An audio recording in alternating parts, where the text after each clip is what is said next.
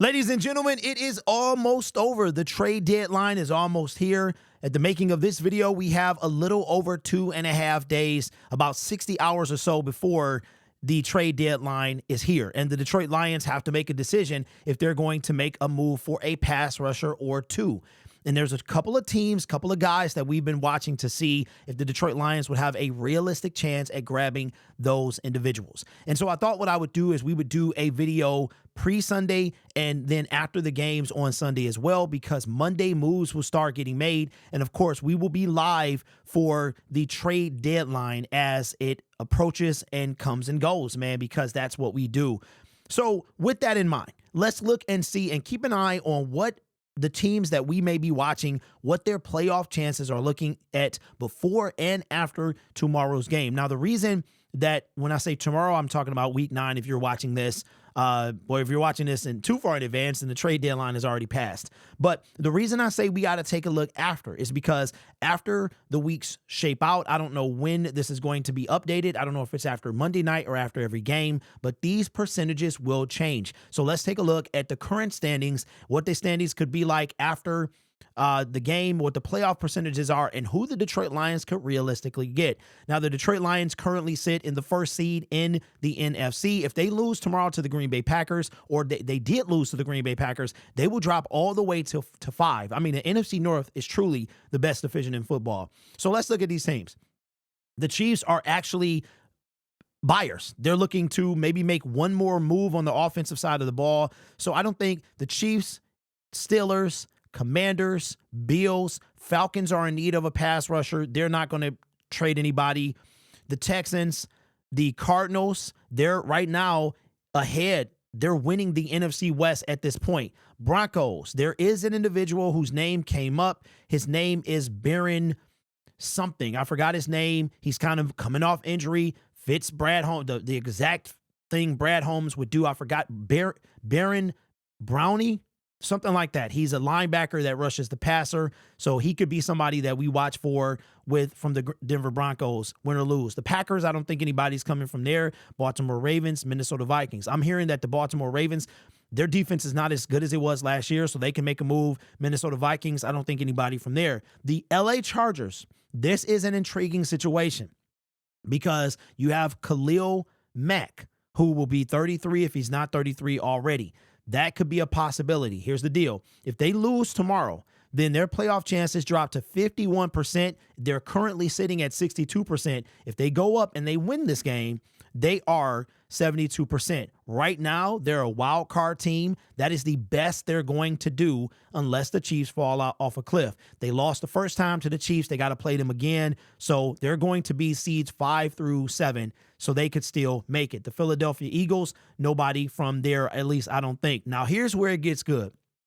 The Colts, I don't think that they're going to trade anyone. They're still trying to make a push for the playoffs. The Bears, they might trade for someone. I've been hearing their name come up again. Don't forget they traded for Montez Sweat at the trade deadline or a little bit before last year. They could be somebody to watch for to be buyers at the trade deadline. They're still very much in this thing, even with that loss last Sunday. The Cincinnati Bengals, this team truly gets on my nerve because ever since Joe Burrow has gotten there, they just swear that they're going to win every game, even if they start 0-2. And until this year, they've proven that they can kind of do that. Last year, they didn't make the playoffs, but this year, they're holding out hope. Now, check this out. From what I understand, they might be buyers at the trade deadline to help their defensive line. They are going to have to lose tomorrow. This situation is very intriguing here. With a loss, they currently are at 29%. With a loss, they drop to 15%. With the win, they only go up to 33%. Look who they play, though. The Las Vegas Raiders, who swear up and down they're not going to move on from Max Crosby, and they might be right. We'll know in a few days or so. So this, whether or not the Bengals are buyers or sellers, will come with this game. The Raiders win this game. They drop the Bengals to 3-6. The Bengals still think they can run the table, but they might be willing to part with Trey Hendrickson at that point. If the Raiders lose that game, maybe that will push Max Crosby to not him himself, but the ownership the front office to potentially trade him away. So this is probably the game that you need to watch. The Buccaneers, I don't see them trading anybody from their team. The Jets, I don't see that happening as well. They could, but they are very, and the reason that their probability loss is changed, and there's only one thing here, they already played. The 49ers are off this week, and I don't think we get anything from there.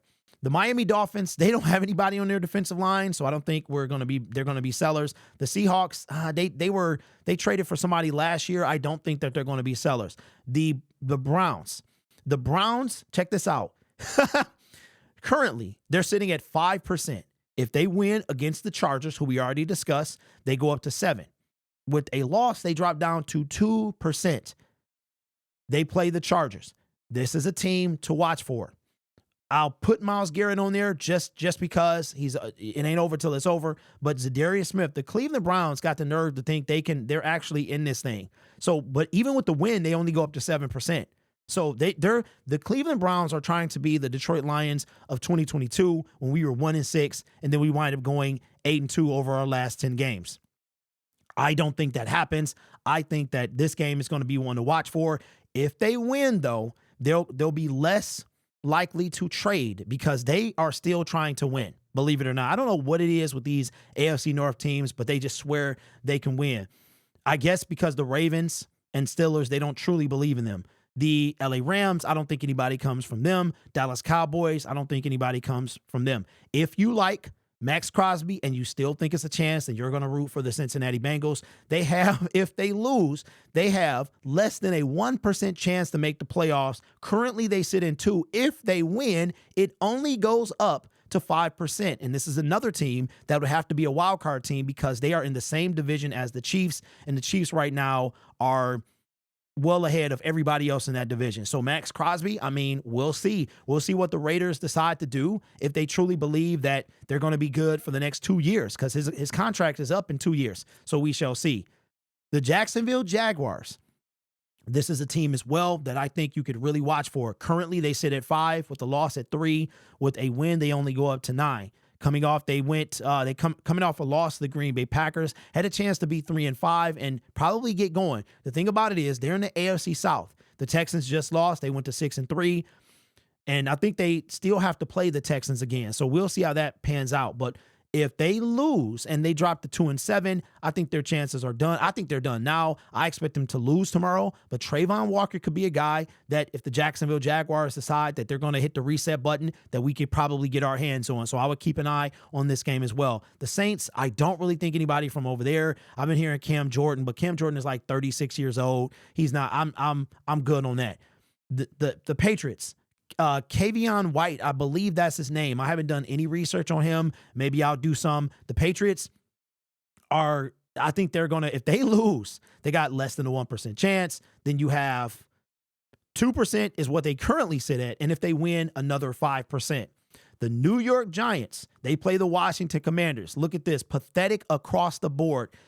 1%. They currently sit at 1%. If they win, it only goes up to 2%. So keep an eye on Azeez Ojulari from the New York Giants. The thing about this is, I think it was Wednesday morning. I saw that I think it was Tuesday morning, that the Giants would have to be, quote, blown away in order to trade Azeez. The thing about that is he is a free agent at the end of this year. They've got to decide what they're going to do with Kayvon Thibodeau and if they're going to pick up his 5th-year option or extend him. And that's the situation there. So I would keep an eye on that guy. The Tennessee Titans, they're done in the water, dead in the water right now. 4% chance, 1% chance if they lose against New England, and a 5% chance if they win. Harold Landry. A lot of you guys have been talking about Arden Key. Arden Key is not that good to me, but beggars can't be choosers right now. I would literally take Bruce Irvin off his couch at this point because our defensive line is hurting. So I would keep an eye. The Titans are a real possibility. And last, certainly not least, the Carolina Panthers. Derek Brown is a name that's been coming up. I don't think we need him, though. Jadeveon Clowney is a guy that they could be willing to move on from. I don't really care for him. But again, you can't be choosy if you're begging. And right now, we need all the help we could get. So just to recap real quick, keep an eye on the Panthers versus the Saints, the Titans versus New England for both the Patriots and the Titans, the New York Giants versus the Washington Commanders for potentially Azeez Ojulari, the Saints, no, the Jacksonville Jaguars, keep an eye on maybe shot in the dark, Trayvon Walker. You're going to keep an eye on Raiders, Bengals for Max Crosby potentially, but me, I'm looking at Trey Hendrickson. You're also going to watch the Cleveland Browns. Are they going to try to run the table or be willing to part with shot in the dark Miles, or Zadarius Smith is the more realistic option? Seahawks, Dolphins, no. You're also going to keep an eye, obviously, on the Bengals. We already talked about that, and that would be it. So I would say, to recap very quickly, those are the teams that you need to keep an eye on. So we will talk about this tomorrow after the Week Sunday games. That'll probably be the After Dark video, and we'll discuss the outcome of these games. I don't know who plays on Monday night. I am not sure that that affects what we are trying to do. Let me look real quick. We got games, we got scores, and who is the Monday night game for Week 9? Soon as this web page loads. Wants to play real quick, go all the way down here.